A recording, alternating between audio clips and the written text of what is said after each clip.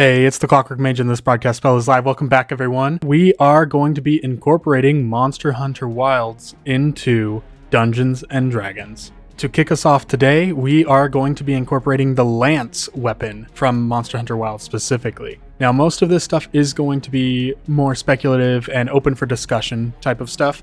I don't have the numbers written down, but if this gets enough views and likes, so that's going to require some interaction from you guys.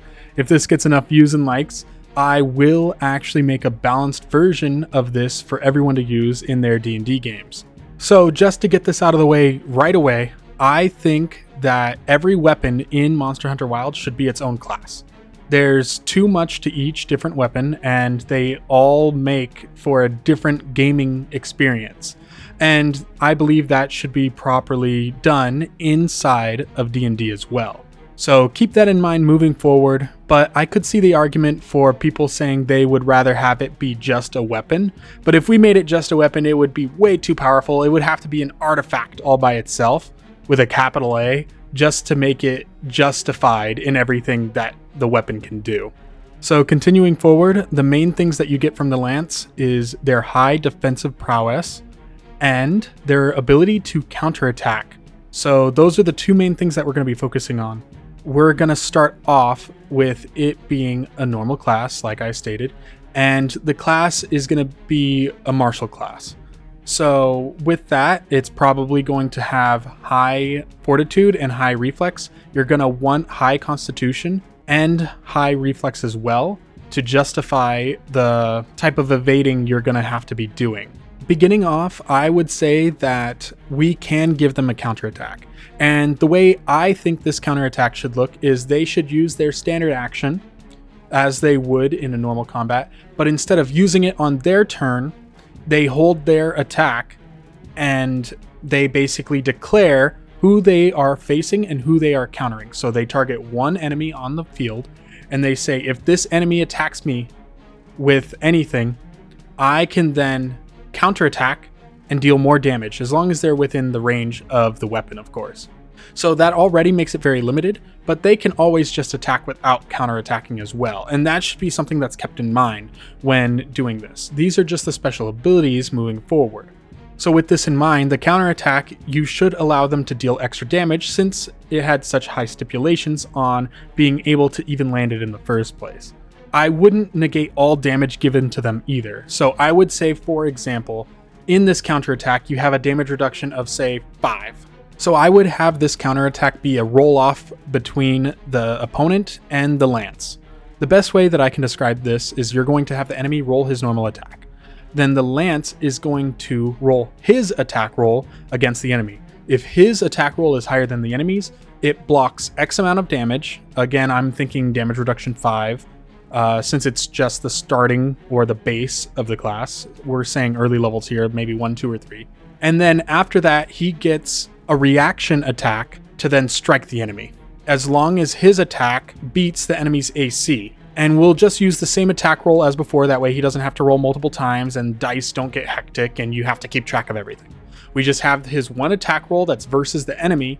If that beats the enemy's attack roll and it beats their AC, then his strike hits them and does extra damage. I, again, at early levels would put it at times 1.5 damage on whatever his normal damage would be. This makes it super simple and super potent if he can aggro enemies and have enemies attack him. This is really fun and it really does build up to the idea of the Lance user. And then from there, we can scale the Lance user to do other things as well. Now, if you want to make him really potent, you can add a taunt into this class as well. I, again, don't have the numbers in front of me, and I haven't worked out the numbers either. Maybe this taunt might be too powerful for a melee user, but it could be very good. You could use it based off of his charisma and have him taunt enemies towards him. That way he can then proc his own counterattack when they attack him from the taunt. Again, super simple, super basic, and they would probably just roll a will save versus his charisma check, which makes it super easy and super fun to play this class. We're probably also going to have an ability where eventually he gets full counter. From what I'm thinking and from what I know about Dungeons and Dragons, I think he would get this full counter ability somewhere in the double-digit levels. So I'm thinking earliest 10. I would probably end up giving him this perfect counter at 15 or maybe even 17, because I want his counter damage to go up through the levels as well. I want his counter to do more damage as he levels up, and then that'll be his compensation. And then at the very end of the class, he then, with perfect counter, is able to not take any damage and dish out more damage, which would make him an excellent tank. That would be a lot of fun to do, and you would be the tank of the party. Now, of course, we're also going to have to nerf the numbers on whatever weapon he's going to be using. Probably the lance. You could probably class lock him to a lance itself, which would make sense because in Dungeons and Dragons, if you take the lance and you do a reactive attack on a charging opponent, you get a ×3 multiplier on the damage, just base. That's base Dungeons and Dragons 3.5 to be clear. With the base damage already being multiplied against a charging enemy, you can then add the counterattack on top of it, which would then give him more incentive. So it would be, for example, in early levels, a ×1.5, then a ×3, which will deal a lot of damage, but it will only deal it on that one instance because the enemy has to charge him. And if the enemy has already charged him and is in his face, he can't get charged again. And again, this will be a reactionary. So he'd have to target the opponent first, and that means he's only targeting one opponent per turn. So while this sounds like, yes, he's dealing a ton of damage, buckets of damage, it's only going to be one instance, and only if the enemy charges him. So for example, spellcasters, that idea's out the window.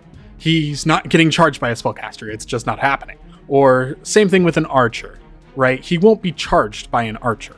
So with that in mind, he's already hyper limited in the combat itself, while still being really balanced because when his conditions are met, he is extremely powerful. We can also make him a really strong tank. This is where the actual class specification comes in. So it would be equivalent to giving him proficiency with full plate armor, proficiency with heavy shields. He would probably have full base attack bonus as well. That way he can keep up in his counterattacks and be good at them. We'd probably give him some fighter feats, so that would be something equivalent to weapon focus, weapon specialization, weapon mastery, things like that, especially since he's going to be focusing on the lance. Something else that could also be really fun for the class is giving him rider. So like he could get rider feats, he could get ride as a skill. It would be very helpful for his class to give him those, since lance does get bonus damage while riding and while mounted. So keeping all of this in mind, we've already given him now a melee combat feat and a rider. So he would do the riding when he has to ride up on the enemies, and then he would do his counterattack when he's already planted and defending something. That's what he will be very good at, is defending something, stopping enemies from getting behind him. As I'm looking through the D&D 3.5 handbook, I'm noticing that we can give him combat expertise to make it so that he can trade in attack bonus to give himself more AC, which would be very helpful if he was being swarmed by enemies with his taunt. Another thing that I want to give him as a class feature later on is combat reflexes. That way he can get attacks of opportunity on anyone that tries to run past him, which makes him an excellent defender. And with combat expertise, the way it works is that you get as many attack of ops as you have dex modifiers. So that's really good at making him a true defender of the party, and anyone standing behind him should feel very safe. And I think that that's very in line with how Monster Hunter Wilds wants their lance user to feel like. They want the lance user to be the tank, the person that the monster can't get past. And I think that fits tremendously in Dungeons and Dragons as a person who can slot amazingly into a party.